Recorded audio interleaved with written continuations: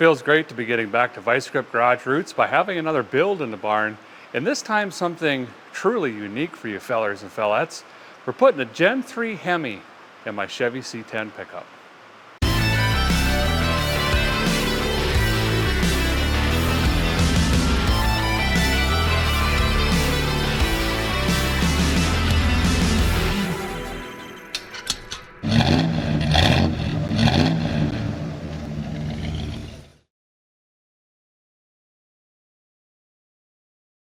Now, as quickly as possible, the guy's got to get that engine and transmission, stuff related in here, because most of the time-consuming and more difficult tasks are going to follow after that, with all of the plumbing and wiring and fitments and accoutrements and you name it.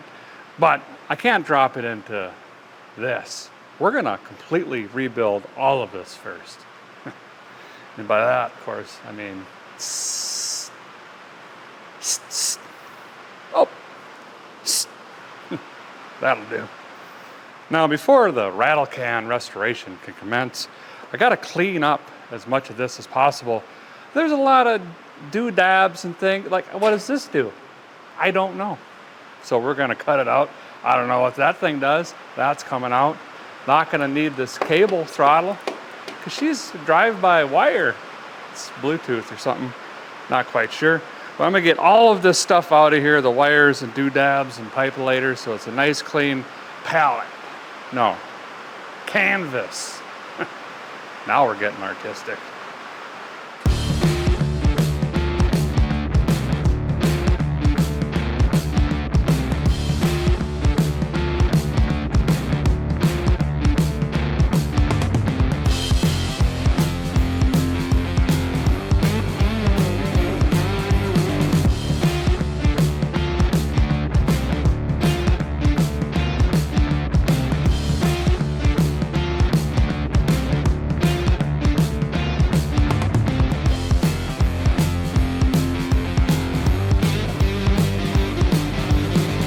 Jessica helped me strip down the front end there. While the fella was in here wrenchulating, I went ahead and removed the fuel send and bringer bracket lines. That's those there, over there. Those ran down this frame rail right here. Remove those because we're not going to be using those. We're going to be actually diving off of the captain's side and coming right down this side. I think that's my plan anyway. And we're going to dip up right about here before the new motor mounts, which are going to bolt in here. We're going to dip up for that fuel line, and I'll show you why. So if the guy hooks his peepers on the Hemi system here, we got the throttleator, the airflow circuitry unit, and then the juice squirters over here. But if you look here, we got a crossover tube, an inlet here, but there's no return. So this is a returnless style system. You got fuel in only. I went ahead and put the beep boot box on this thing, and that's a 3/8. I need a special fitting for this guy right here to flip it over to fuel line. But basically, if you look at this, right, it's going to be captain side fuel inlet. So rather than wrapping a fuel line around to this side or over to this fender well, to keep it neat and clean, and also, well, let's be honest, save money, if we just go boop boop over here to the captain's side, it's going to be a lot easier, faster, and cheaper to do. So that's basically, well, that's what's going to happen. So we're basically ready to go ahead and rebuild on this thing pretty much as far down as I want to take it. Now I'm going to clean the frame rail, the A-arms, the suspension, all that with just some brake cleaner. Just it dries quick. And that's going to maximize the adhesions. The good thing about the DE1634 that I'm going to use, it's engine paint. So it's going to stick to all of this. You don't have to worry about any of this grease or grime or dirt or whatever. Just wipe it down with some alcohol or some Windex or something like that, and it's going to be just fine. Got to tape this off, this line down right here, here across, And well, we may bring her up into this area actually. Haven't decided yet. It's going to be on a whims. And then all of this is going to match. It's going to be the same paint. Just, it's all clean, pressure washed. It's been, you know, soaked, cleaned multiple times, brake cleaned, you name it. It's as good as it's going to get. So at this point, it just needs a little bit of paint. Up here, we'll just kind of fog around the electrodigicals. Same with the master cylinder. The brakes actually work on this rig so far, which is, I don't know, semi-alarming, gonna be honest, but we're gonna roll with it. This is all gonna change, but I'm gonna keep these fittings in place just so we don't have oil dripping everywhere. But gonna fog all of this down, make it rebuilt and brand new, let that dry. While that's drying, we're gonna go ahead and put the fuel tank in back there.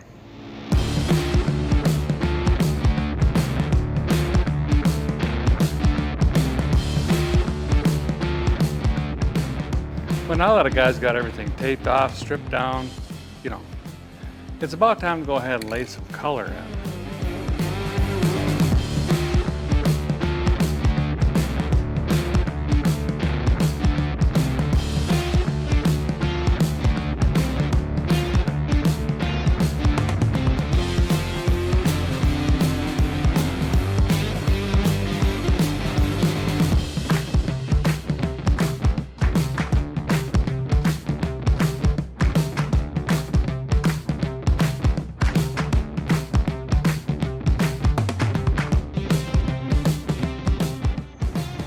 So there is the factory tank over there, and this is the tank I'm going to use. This is the Tanks Inc. tank.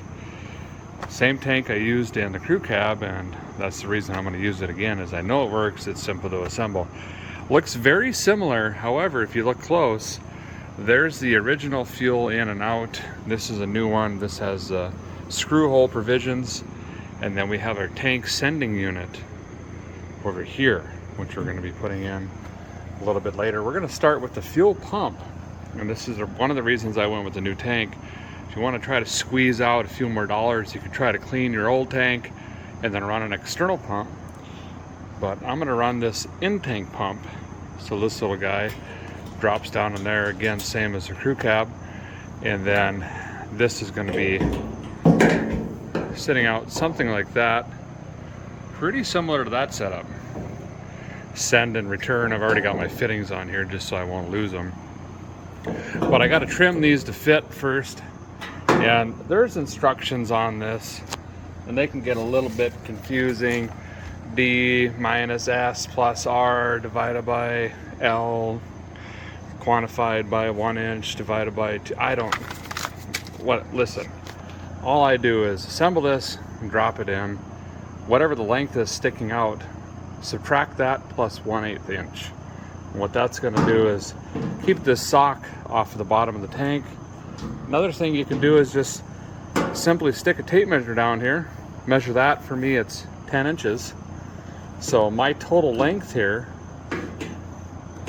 is going to be 9 7/8 because I want this sock off the bottom of the tank basically, and it's that easy. And then just assemble it like the instructions for this one.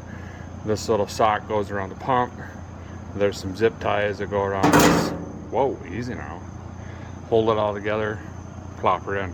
So I'm going to get this done first, then we'll scoot over here to the sending unit and get that done. Okay guys, got all this cut up. Again, my measurement is 10 inches from here to the bottom of the tank, including the sock.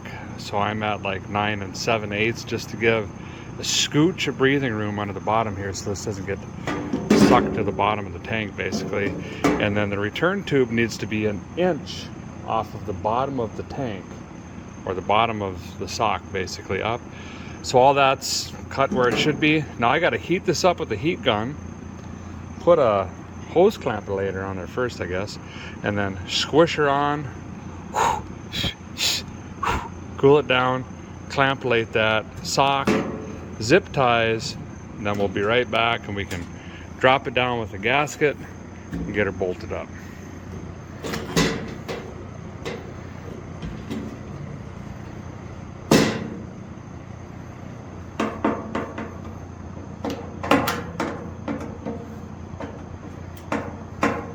Guys got that all finished up, bolted in, torque laid it down. Got the filler neck assembly bolted in, that's easy. All the gaskets and hardware are included, by the way, which makes it nice not hunting stuff down. Moving on to the float here. They got this handy dandy mathematical digital chart here, and it tells you based on the tank depth what your arm length needs to be and the swing and all of that stuff. So I just kind of followed the abacus chart saying cut stuff. I don't know, this is where I'm at. Also had to take the old Extendo-Matic 300 arm off. See, we don't need that. This isn't a huge tank depth wise, it's only 10 inches. So this is what we end up with. Now I can drop this little guy down in there, bolt that up, and then we're on to some wiring and hoses.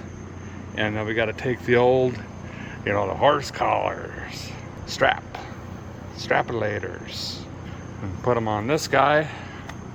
And then 58 years later, we're ready to put the tank back up.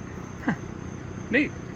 Well, the guys got her over here on the Bench-O-Matic 9000. Gonna get everything prepped so that when I lift this up in there, like I was saying, we just plug in the filler neck vent line, lay all the doodads over, and we can strapulate the straps in, and we're ready to go. So we've got a ground to the sending unit. We've got sending, which will be brown. I wish I had orange, but I don't know. I don't. Beggars can't be losers. Yeah, that sounds right.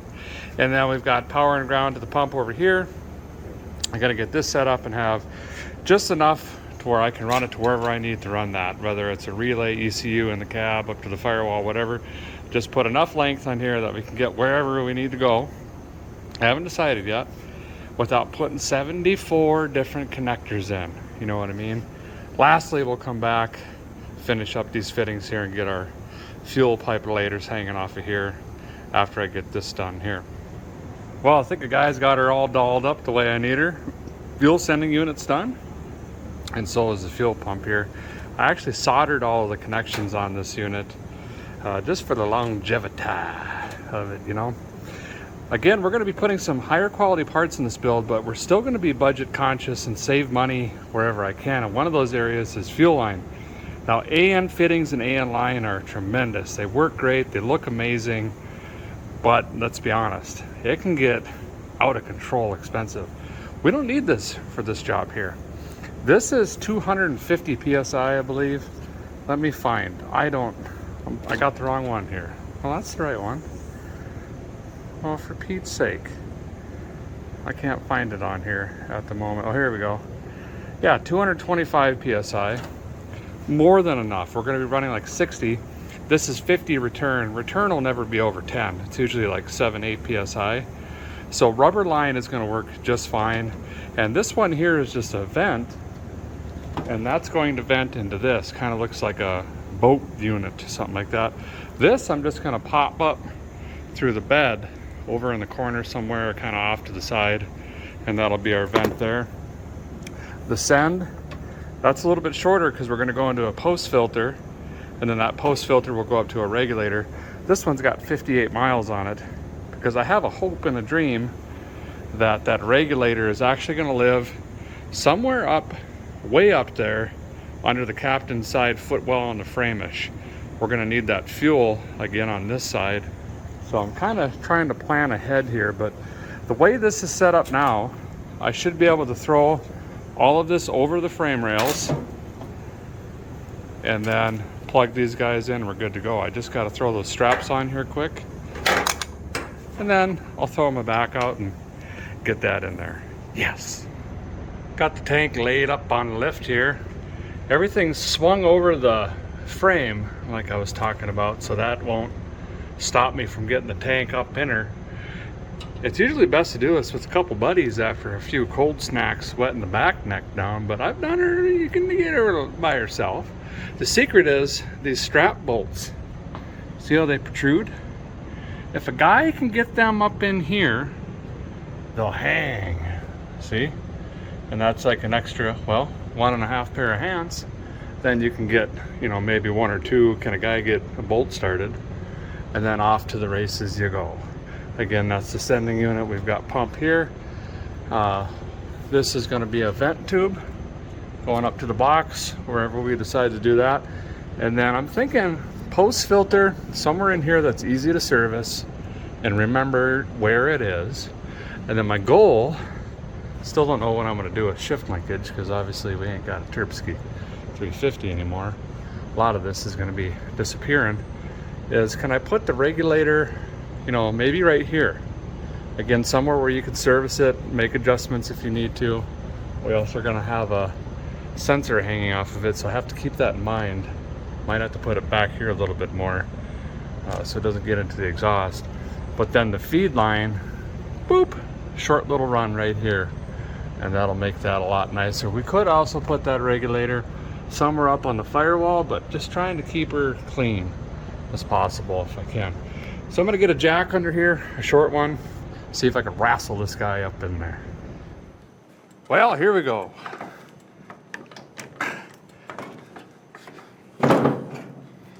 Sure, stuff's happening. And then we'll pull some of this through. Make sure none of this is kinked up. Which it already is. Well, how did that happen? What is that? What is this now? Oh, I gotta bring it on the other side of this wiring harness for the rear of the truck back there. I think it's the taillight harness. Actually, I'm positive it is. There we go. Here's the old sending unit wire. Usually an orangish brown. I'm gonna hang that down just because a guy may use it. I don't know yet. We might run new, we got enough wire. I might get lazy and use it. Not sure. So those three are in. Now,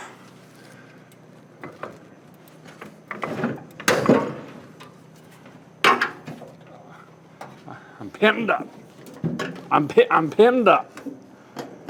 Got to get the filler necks on and the vent tube. Whoop, I need a new hose clamp later on this. Okay, let me go get that quick. These two bolt delayers lined up pretty nice. And all I got to do is take the Tanya Harding here and just tickle this one over just a scooch. And we'll get a bolt started there. Once the bottom's in, I can bang up on this side, which will rotate it before I can get these other bolts in. Going pretty good actually, knock on balsa.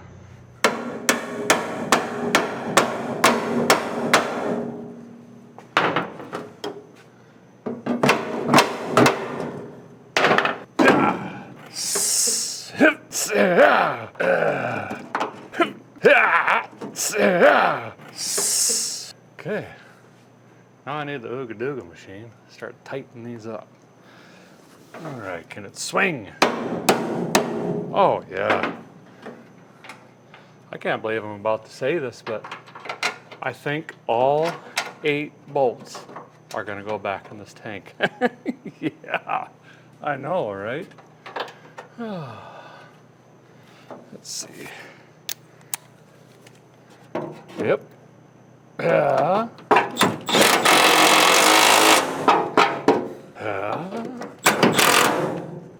Yep.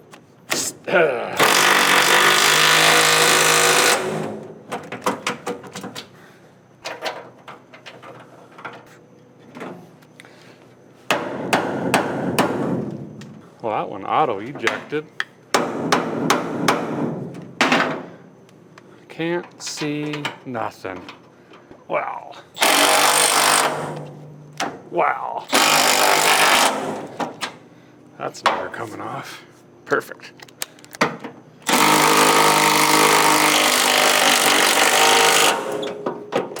Huh. There we go. Tank is in. Ouch, there's a jack there. I knew that. I was just seeing if he was paying attention. Well, got the rig back down on the ground here. I don't know. It's looking a little better, I guess, but we got a long road ahead of us yet. Went ahead and spent a couple minutes putting that wiper motor back in. Super simple. 3 screws on that. She's back in. I think we're back to ground zero on this firewall for now, but I'm gonna go ahead and turn the attention on the motor mounts here, get the bottom plates bolted in.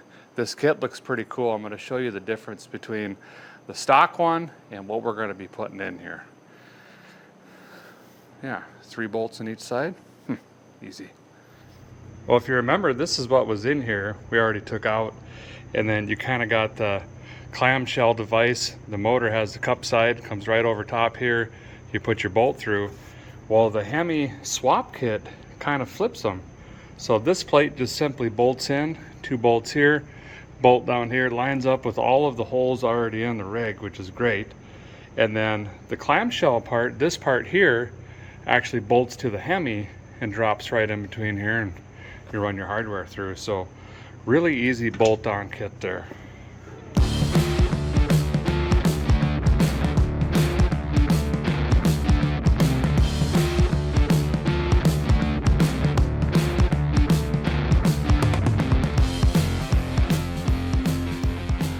I guess I'm supposed to leave these loose. I noticed these are, see how these are kind of notched?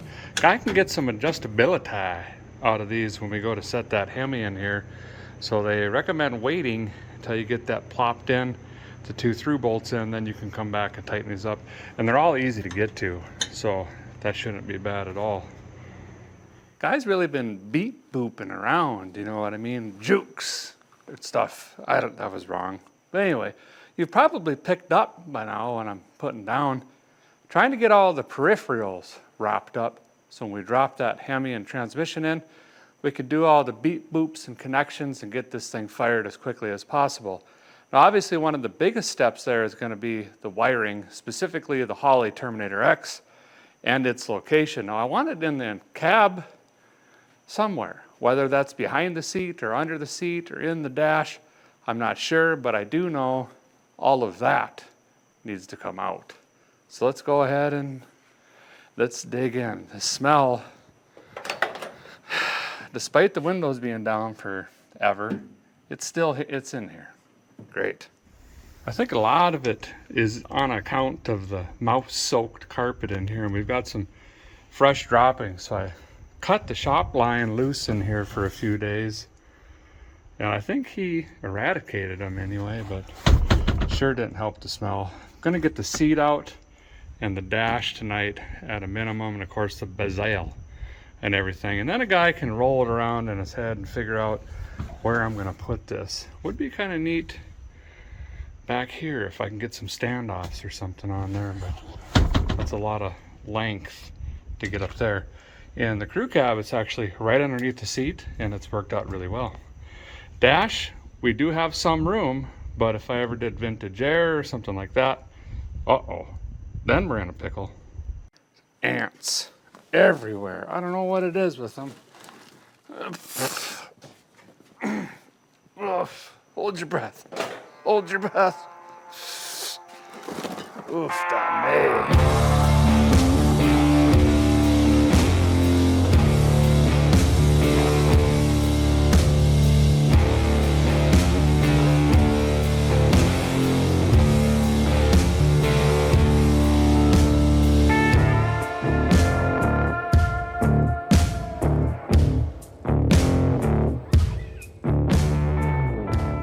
Smell is already 647,000% better in here. The floors are fantastic. There was a little bit of surface rust right here, but I mean, this is solid. There's no flimsy parts, there's no pinholes, nothing like that. Driver's side is even better. That carpet padding was wet. I'm thinking this window got left down at some point. She got soakulated in. Once I got all of that out, boy, the smell really improved. Just using some of this Evapo Rust. Just soak up some paper towels, wipe it in. I'm going to let it sit like this for now. I'll eventually come in and clean everything up, degrease it, then do another rust treatment. But for now, I just, we're just trying, can we get it cleaner in here? All this back here looks absolutely fantastic. No rust in here. Sometimes they get rust in here. Look at that. Absolutely perfect. What a solid rig. I think there's a tiny spot of rust over there on the other side. Let's look. Oh yeah, but that ain't bad. It's in it a little bit, but it's good behind there. Someone's already treated on this floor. That white, I don't know what that is. Sherwin-Williams house paint? I'm not sure, but apparently it did its job. I'll wire wheel all this up too and do the same treatment.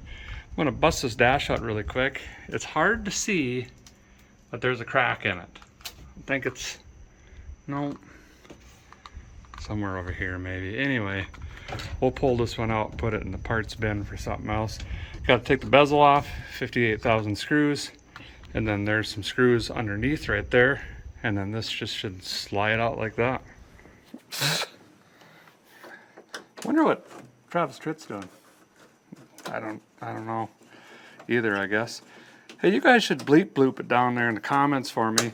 What are we doing in here? Obviously, guys got to do something with the seat, but the floors, should I put the vinyl floor back in, the rubber floor? This was like the work truck, you know, the Custom Deluxe. Or are we gonna throw some carpet in here? I don't know. I do know I want to put some digital gauges up in this rig though. Guy just can't see these old square body gauges, especially at night. I got something really cool I think you guys are gonna like. Got a new dash pad for this as well, and maybe that's good enough. Leave the door panels alone. They're a little rough, but we are trying to save some money here, and who and how and way.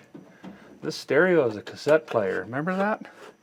So that's fine. None of these screws are wanting to back out. For Pete's sake, oh, one, no, broken half. Great. 74 to go. All right, easy now. Easy. Easy. There it is. Couple mouse houses. Single wides. Not the big ones. There's an aftermarket AC system in here that is taking up a lot of room. I think we might go on ahead and get rid of that. This guy collected business cards, I guess. Whew. There's that smell again. It's back. It has been a long couple days, but just look at all of the progress we've made on the Hemi half here, and today was no exception. We got a lot done. We got that new fuel tank in with the fuel pump and sending unit. All the fuel lines and wiring is in there hanging for a guy. Got the firewall painted up and the front frame rails painted as well. It's looking a lot better. Got the Hemi swap mounts in. Even started tearing out the interior. That's smelling a lot better, thankfully. It was pretty rough. We are well on the way to getting this thing swapped, and that's exactly what's going to happen next time. We're going to be turning the heat up and dropping that Gen 3 5.7 liter Hemi right in there with a 46 RE transmission, and then we'll start wiring and getting this thing running. Thanks guys for watching, appreciate it very much. We'll see you next time on part 3. Whew, wobble pop time.